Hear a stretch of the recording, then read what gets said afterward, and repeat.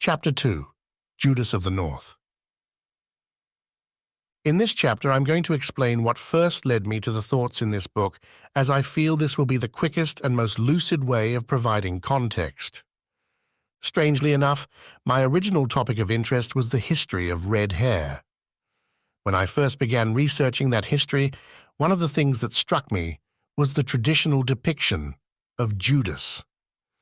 In early art, the figure of Judas was often depicted with red hair and red beard. He looked not only European, but stereotypically Northern European. This struck me as quite odd at first. It didn't really fit with the biblical image of Judas that I had in mind at the time. Why would the archetypal villain in Christian folklore come replete with red beard? I also discovered that many of the negative stereotypes associated with Jews in European folklore also had their parallels in stereotypes regarding red hair. For example, it was commonly believed that redheads were untrustworthy, and there were many traditional sayings and proverbs attesting to this idea. Take the following medieval proverb: "Si ruber est fidelis, diabolus est in coelis." If the redhead is faithful, the devil is in heaven. As I looked into this history further, I also discovered that red hair wasn't uncommon amongst Jewish populations in Europe, and that particularly in places such as Poland, red hair was often more frequent amongst Jews than amongst the native population. I also found traditions concerning the red Jews of Eastern Europe, often equated with the Khazars, who were believed to be so named because of their red hair. All these unexpected overlaps between red hair and Jewishness led me to question the wider mainstream history. The generally accepted view is that the vast majority of Jewish people in Europe are descendants of people that arrived in Europe from the Middle East at some point in the last few thousand years or so. However, the odd relationship with red hair would perhaps suggest that this isn't entirely the case. After all, red hair is hardly common in Middle Eastern regions. It's also generally associated with areas of low sunlight. If we look at European history from the medieval period onward, when the written record really starts to take shape, that is after the Dark Ages, we can see that Jewish populations existed in Europe alongside every other European group. In essence, they're there in Europe from the beginning of the historical record. Now, it's speculated that these populations arrived in Europe before this period. However, no one knows quite when or how they arrived, with some historians speculating that they spread through Europe with the Roman legions, others stating that they came much later. Either way, it's all just unevidenced speculation. I would flip this view and say if there's no evidence of them actually arriving from somewhere else, then why not just assume that they've always been there, or at least been there as long as any other group? This leads to another interesting parallel that I noticed when looking at the history that may also play into all this. It concerns similarities between the historical Jews and the Druids. This parallel may sound odd at first. However, when you look at the historical record, it becomes much more apparent. For a start, medieval Jews were forced to wear pointed hats and stars on their clothes in order to differentiate themselves from the rest of the population. Again, this would suggest that they didn't look sufficiently different enough that people could easily distinguish between Jew and non-Jew. For example, if they were darker skinned, like native Middle Eastern people, clothing tags would hardly be necessary for making the distinction between them and their white-skinned compatriots. Now, were I to draw a picture of a man or a woman dressed in a pointy hat and a star-covered cloak, what would immediately spring to mind to most people would be the classic image of the witch or wizard, those archetypal figures from Northern European folklore and tradition. On top of this, medieval Jews were often accused of utilizing spells and magic by Christian folk, some of whom believed that all Jews possessed magical powers, which they derived from making a deal with the devil. These seeming overlaps between the traditions regarding Jewish people and traditions regarding Druids and witches seem strange at first, but become impossible not to notice once the comparison has been made. A further overlap comes in the form of the blood libel, the accusation that Jews would murder Christians in order to utilize their blood in religious rituals. This included the idea that Jews would actually drink the blood or bake it into bread. Again, the image of witches or Satanists drinking blood is a common motif that easily springs to mind when we conjure visions of people practicing dark magic. Of course, the Druids were likewise accused of carrying out human sacrifice too. Interestingly, the Star of David is also a common motif in pagan spellcraft. We intuitively associate the six-pointed star with Judaism and Israel. However, we also commonly view it as a magical symbol. In fact, both the hexagram and the pentagram were often called by the name Solomon's seal. This epithet is found in both Jewish and Islamic tradition and in Western occultism. It was said that the symbol, both the 5- and 6-pointed version, traditions vary, appeared on a signet ring possessed by King Solomon, which gave him magical powers, including the power to conjure demons and to converse with animals. Again, fittingly witch-like. It's also worth noting that medieval Scottish coins have been found which feature both 6- and 5-pointed stars. Now, as you're reading this, you may be pointing out the fact that Druids were said to exist during the days of ancient Rome, long before the medieval period even began, and that any actual overlap between medieval Jews and ancient Druids is simply a non-starter. This is a perfectly reasonable position to take if you're new to this sort of revisionism and have complete faith in the current academic version of historical events.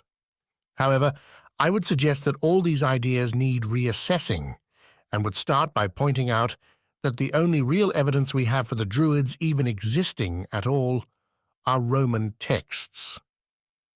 The story goes that in these ancient times, Britain and much of northwestern Europe was populated by people that were governed by such Druids, in somewhat primitive, more naturalistic societies. Societies that lacked the art of writing, that taught their beliefs and sciences orally in the open woodland, and that were eventually wiped out, not without sentiment, by the highly civilized and literate Roman Empire. This is said to be why there was no trace of them left, nor any continuation whatsoever of their culture in the parts they inhabited. However, there is one problem with this entire story.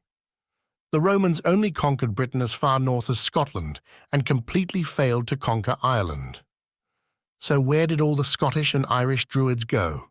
It all makes very little sense when you actually challenge the logistics of the idea. My favored personal opinion is that these Roman texts are largely fraudulent or fanciful. In fact, I doubt they're even Roman at all, or at least ancient Roman at any rate. They were probably written much later, perhaps around the medieval period itself. The Druids depicted in the texts just seem to be a convenient placeholder to fill the gap before the dominant culture, whatever that was at the time these texts were written, arrived. In effect, a rewriting of history, erasing the original or opposing culture and putting a straw man, that is the Druids, in its place. A straw man with the general witchy-wizardy feel of the previous culture, but without any of the actual substance. After all, this idea that the Druids didn't possess any written language and insisted on transmitting all their knowledge orally is a rather convenient trope in this regard. I would suggest that in truth, we have very little idea what was actually going on before the medieval period. And when we get this far back in history, we simply find Jewish people mixed in with the Christian people right from the get-go. So perhaps this Druish placeholder is in some sense a cover for a Jewish tradition that's rooted in Northern Europe just as deeply as any Christian or pagan tradition, though no doubt very far removed from what we think of as being Jewish today. This brings me nicely on to the final part of this chapter, which lends even more weight to this argument, namely the similarities that can be found between Judaism and the ancient Celtic Christian world. Firstly, The Celtic Christians celebrated Easter at the same time as the Jews celebrated Passover. In fact, it was said to have taken the famed Synod of Whitby in AD 664 to finally put an end to this practice. This was when, if we're to believe the few textual accounts, King Oswig of Northumbria agreed to celebrate Easter in accordance with the customs of Rome. However, even then it's said that the Scots in the north still continued to cling to the older custom. Another curiosity is the name David. Scotland, like Israel, had a King David, or rather two of them, King David I and King David II. The Welsh also famously have their St. David, or Dewi Sant, as it's rendered in Welsh. On top of this, we also have the feminine name Dwoda, or Dwada, from the early medieval period. This name is said to be a variant of the name Davida, that is a feminized form of the name David. The most famous Dwoda on record is the Frankish writer Dwoda, Duchess consort of Septimania and Barcelona, who flourished from AD 824 to AD 844. Intriguingly, Septimania, a historical region in the south of France, has often been referred to as a Jewish kingdom, owing to the large Jewish population it was said to have had. Though again, the actual historical record is a little patchy. What's interesting about the name Dwoda is that it's not dissimilar to the word druid. In fact, the presumed male variant, duod, would have been even more similar, which would perhaps suggest a possible link between the names David and Druid. There's also the name Drua, a female Jewish name once in use in medieval England. Its similarity to Druid is quite obvious, lending weight to the notion that the Druids in the historical record are simply ancestors or precursors to the medieval European Jews, with the apparent separation simply being a product of confusion or deliberate misrepresentation on the part of later writers. After all, we do seem to have the current situation. The Druids disappear during the Dark Ages without a trace. The Jews then appear in medieval Europe following these Dark Ages from whence knows where. The word Jew itself is somewhat interesting in this regard too. We have, for instance, the French word Dieu, meaning God, which sounds very similar to the word Jew, though it looks quite dissimilar when written down on paper. Likewise, we have a bevy of other words sharing a similar root.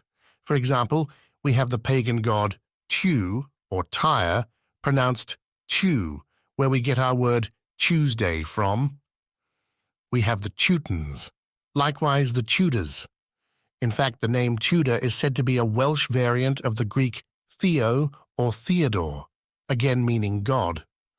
We also have the Tuatha De Danann, the famed ancient race from Irish mythology. The Old Irish word Tuath means people or tribe, and the De, once again, is said to be the equivalent of Dios or Deus, meaning God, giving a loose translation of tribe of God. The supposed added appellation of Danan gives things an even curiouser turn, as this was said to be used to help differentiate this Irish tribe from the ancient Hebrews, as Irish monks also used the term Tuath De to refer to the Israelites. Added to all this, we also have the fact that Ireland was once called by the name Iberian, Hibernia, and the Israelites were anciently called Iberi, derived from the name Eber or Heber, hence the name Hebrew. Another curiosity worth mentioning concerns the English town of York. In Roman times, it went by the name Eboracum. Now, Ebura is said to mean yew, as in the yew tree. However, in Italian, the word ebreo means Jew, which is obviously very similar, and both are quite close to the word Hebrew. The obvious similarity of the words Jew and yew is also impossible not to notice. Given the seeming links between all these words, it makes one wonder if the name Eboracum perhaps betokens that in earlier times York was predominantly a Jewish settlement. There was also, of course, the famous massacre of the Jews in York in 1190. The story told is that the Jewish inhabitants of the city were accosted by crusaders who were preparing to go on the Third Crusade. Their demand was that the Jews convert to Christianity. However, the Jews asked the warden of York Castle for refuge, which he agreed to, and they barricaded themselves into the castle tower. Surrounded and besieged by the mob, most chose to commit suicide rather than face baptism, with the few Jews that didn't finally falling victim to the baying rabble outside. It seems a little strange that the Jews would take refuge in a castle stronghold belonging to the very Christian community accosting them. So perhaps the story is somewhat garbled, and the Jews themselves possessed the castle from the outset, something which would possibly be the case if Iberacum was indeed originally a Jewish settlement. It's interesting to note in this regard that there is a treaty from the same period between Alfonso, King of Castile, and Sancho, King of Navarre, which expressly mentions castles belonging to Jews. In it, Alfonso pledges Nagara, a castle of the Jews, and Sancho pledges Stella, which Peter, the son of Roderick, holds being a castle of the Jews. So perhaps there were similar circumstances in England at this time as well. Incidentally, and finally for this chapter, it's also worth noting that yew trees are traditionally found in churchyards in Britain and northern France, the very locus of Druidic activity. So again, perhaps we have echoes of an ancient religious or cultural tradition lost in the mists of time. The yew tree was said to be associated with death, no doubt in part due to its toxicity, making it poisonous to humans and animals. In fact, one theory for why it's so commonly found in churchyards is that it was used to keep animals away from burial grounds. The wood of the yew was also used to make bows, making it doubly associated with death. Interestingly, Caesar himself, in his Gallic Wars, noted that Catuvolcus, the leader of the Eburones, poisoned himself with yew rather than submit to Rome. This has mild echoes of the above-mentioned suicides at York. The Eburones were a Gallic-Germanic tribe that occupied the northeast of Gaul. Their name likewise has the Ebura prefix, suggestive of the name Hebrew. The tree was also associated with death in other ways. For instance, in folklore, it was said that Jesus was crucified on a yew tree. A traditional ballad titled The Leaves of Light contains the following verse. And they went down into yonder town, and sat in the gallery, and there they saw sweet Jesus Christ, hanging from a big yew tree. Finally, it's also perhaps worth mentioning the dule or dule tree. These were trees that were used as gallows for hanging criminals in Britain. They were usually situated at prominent locations so that justice could be seen to be done.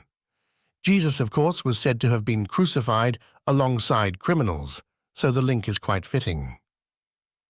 The trees were known as grief or lamentation trees, a suitable theme.